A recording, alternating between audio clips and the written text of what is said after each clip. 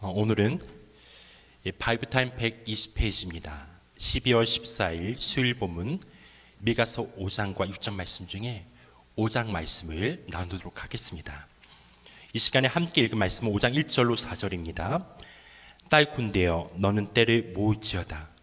그들이 우리를 에워쌌으니 막대기로 이스라엘 재판자의 뺨을 치리로다. 베들레헴 에브라다야 너는 유다족 중에 작을지라도 이스라엘의 다스릴 자가 내게서 내게로 나올 것이라. 그의 근본은 상고에 영원에 있느니라. 그러므로 여인이 해산하기까지 그들을 붙여두시겠고 그 후에는 그의 형제 가운데 남은 자가 이스라엘 자손에게로 돌아오리니 그가 여호와의 능력과 그의 하나님 여호와의 이름의 위엄을 의지하고 서서 목축하니 그들이 거주할 것이라. 이제 그가 창대하여 땅끝까지 미치리라. 아멘.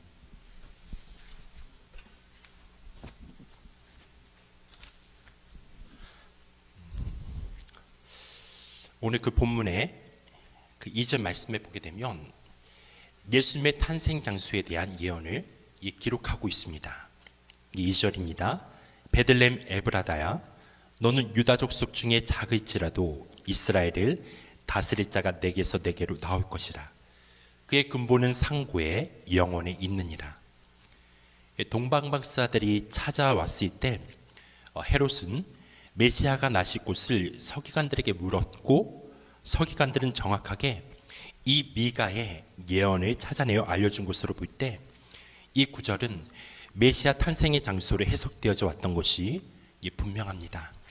메시아의 출생은 결코 우연히 어쩌다가 이루어진 일이 아니라 철저한 하나님의 계획하신 가운데 일어난 일입니다. 오늘 본문의 1절은 예루살렘의 군대를 모집하는 선언으로 시작하고 있습니다. 1절입니다. 딸 군대여 너는 때를 모을지어다. 적들이 에워싸고 이스라엘 재판자인 왕의 뺨을 막대기로 칠 것이기 때문이죠.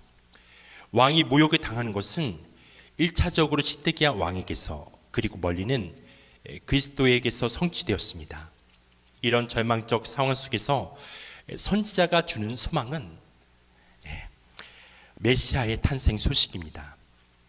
그 2절 말씀의 그 근본이 상고에 영원에 있다라는 말씀은 만세전부터 그 태초부터 땅이 생기기 전부터 내가 세움을 받았나니라는 잠언의 8장 23절 말씀과 일치합니다.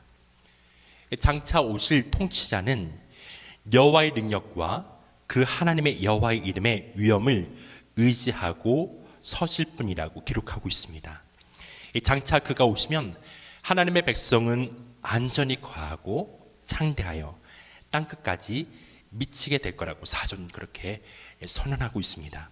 여러분, 그는 평강의 왕이십니다. 우리의 화평이라고 에베소 말씀은 그렇게 말하고 있죠. 그리고 5절 말씀에 보게 되면 이 사람은 평강이 될 것이라 그렇게 기록하고 있습니다. 하지만 이것은 먼 미래에 일어날 일에 대한 예언이었습니다. 우리 5절 말씀을 보겠습니다. 선지자는 5절 말씀에 보게 되면 아수르 사람이 우리 땅에 들어와서라는 말로써 청중들의 시선을 현재 상황으로 돌리고 있습니다. 아수르가 쳐들어와 북이스라엘 굴복시키려 그렇게 점령하였지만 남유다는 굴복시키지 못한 것을 가리키는 말입니다. 그리고 한편으로 아수르는 모든 시대에 하나님의 백성의 원수를 지칭한다라고 말할 수가 있습니다. 선지자는 하나님의 주권적 보호하심을 말함으로써 하나님의 신실한 남은 자, 야곱의 남자에 대한 두 개의 말씀을 시작하고 있습니다. 먼저 7절에 여러 나라 가운데와 많은 백성 가운데 남은 자들이 있으리라는 말씀은 그들이 열방에서 하나님의 증인의 역할을 감당할 것에 대한 예언입니다.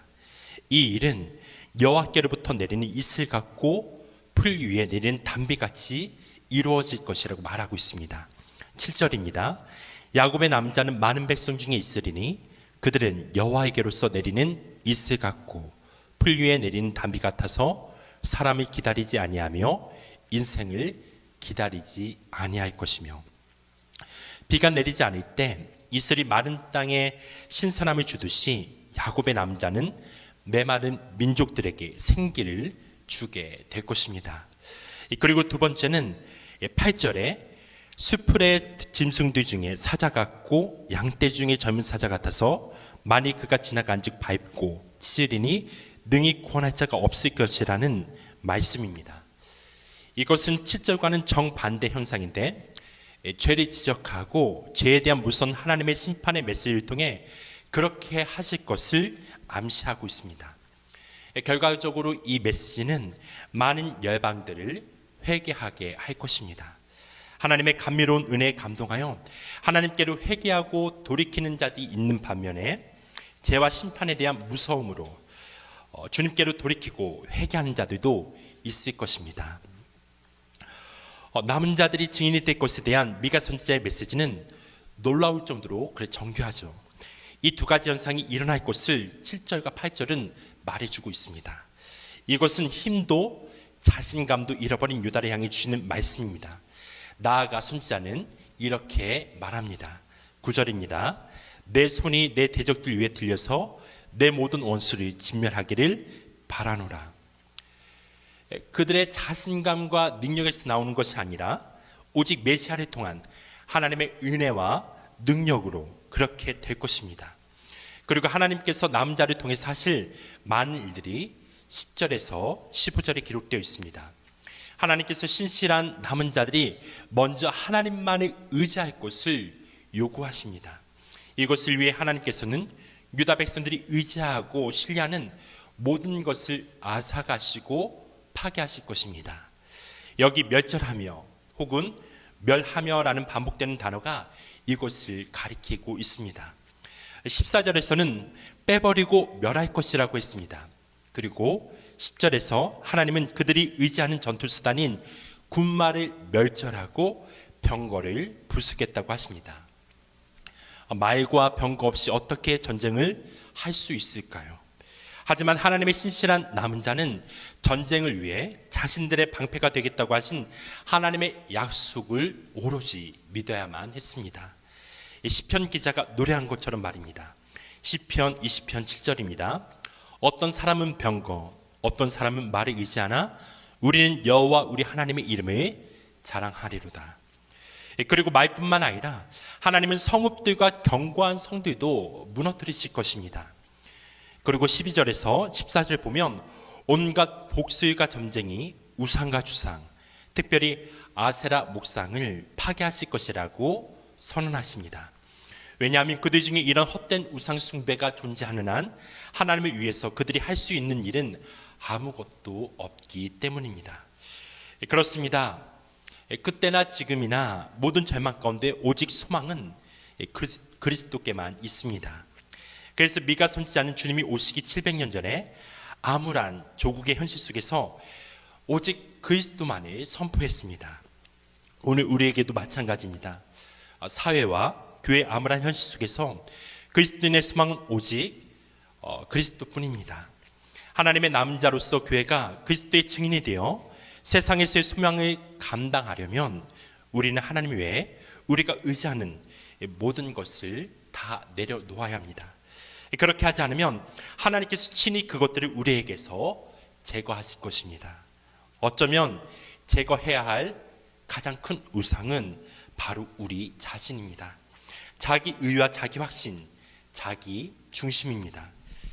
자기 신뢰가 깨어지고 자기를 부인하지 않는 자는 결코 하나님의 말씀으로 살아갈 수가 없습니다.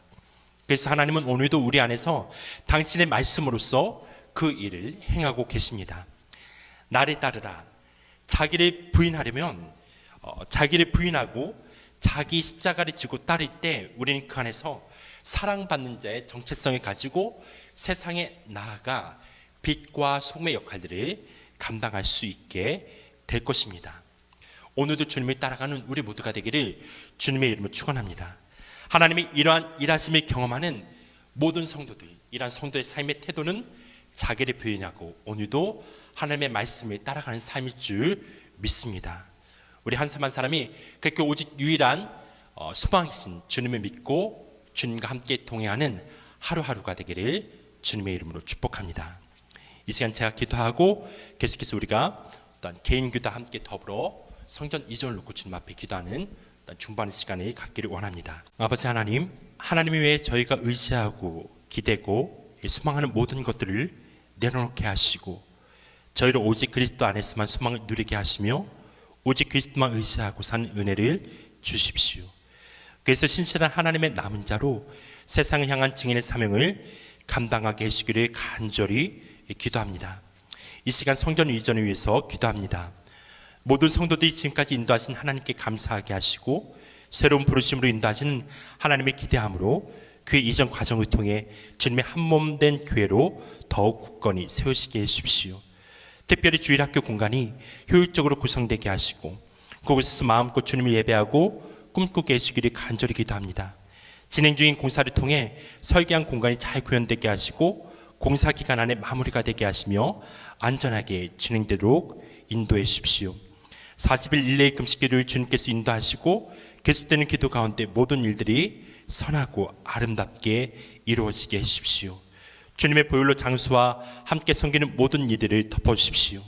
생명수의 강물이 흘러가게 하시고 영혼들이 살아난 장수가 될 수 있도록 주님 축복하시기를 간절히 기도합니다.